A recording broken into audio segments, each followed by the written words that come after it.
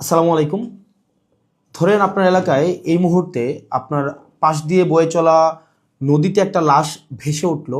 তখন আপনি তৎক্ষণাৎ পুলিশকে খবর দিলেন যে এই লাশটাকে উদ্ধার করার জন্য, যে এই লাশটা এসে উদ্ধার করে পোস্টমর্টেম করে যে আইনগত প্রক্রিয়া আছে সেগুলো মেনটেন করার জন্য পুলিশ আসলেন।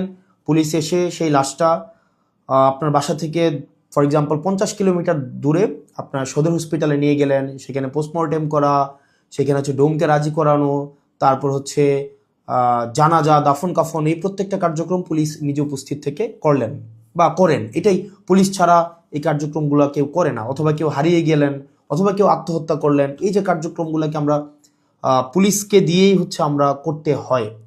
এখন কয়েকটা প্রশ্ন এখানে।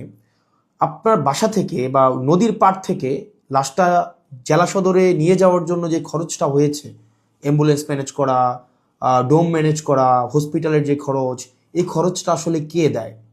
এই খরচটা দেয় হচ্ছে সেখানে নিয়োজিত যিনি দায়িত্বপ্রাপ্ত এসআই, কনস্টেবল বা যিনি যান, পুলিশের যে সদস্য যান, তাকেই কিন্তু এই খরচটা বহন করতে হয়। যে 10-15 হাজার টাকা খরচ হয়, তাকে এই খরচটা বহন করতে হয়। যদিও সরকারি নিয়ম আছে যে এই খরচটা ফেরত দেওয়া হয়, কিন্তু যেই টাকা খরচ হয় আর যেই টাকা ফেরত দেওয়া হয়, ফর এক্সাম্পল 10,000 টাকা যদি খরচ হয়, সেখানে ফেরত দেওয়া হয় 500, 800, 1,000, 2,000 টাকা। তো সেটা দেখা যায় খরচ হওয়ার তুলনায় প্রাপ্তির যেই ব্যবধান, সেটা দৃশ্যমান অনেক বেশি ব্যবধান। তো এই পুরো খরচটা কিন্তু পুলিশকেই বহন করতে হয়। দ্বিতীয়ত হচ্ছে, আপনি যদি আপনার এলাকার থানাগুলাতে যান, থানাগুলাতে গিয়ে যদি দেখেন যে আপনার এলাকার এসআই, কনস্টেবল বা আপনার যারা সেবা দিয়ে থাকেন যে পুলিশগুলা কোন ধরনের পরিবেশে থাকেন, আপনি বিশ্বাস করেন, যদি আপনি ওই পরিবেশটা দেখেন, আমরা ইউনিভার্সিটিতে যেভাবে গণরুমে ছিলাম, এক রুমে গাদাগাদি করে অনেকজন, ফ্লোরিং করা, শুধুমাত্র তোষকটা থাকতো, উপরে ফ্যান নাই, যথাযথ পয় নিষ্কাশন ব্যবস্থা নাই, তারপরে হচ্ছে ভেন্টিলেশন সিস্টেম নাই। একটা মানবীয় জীবন বলতে যেটা বোঝায়, আপনার থানাগুলোতে পুলিশরা সেই ধরনের পরিবেশে থাকে।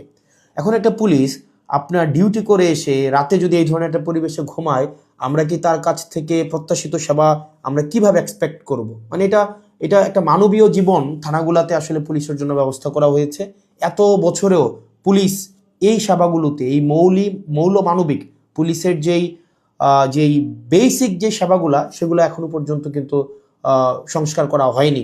তৃতীয়ত, সবচেয়ে গুরুত্বপূর্ণ এবং তৃতীয়ত যেই অসুবিধাটি আমি থানাতে দেখলাম এই কয়েক মাসে, সেটা হচ্ছে আপনার থানা থেকে একটা অপরাধ কার্যক্রম সংগঠিত হয়, ফর এক্সাম্পল 15 কিলোমিটার, 20 কিলোমিটার দূরে, একদিনে অনেকগুলো অপরাধ কার্যক্রম সংগঠিত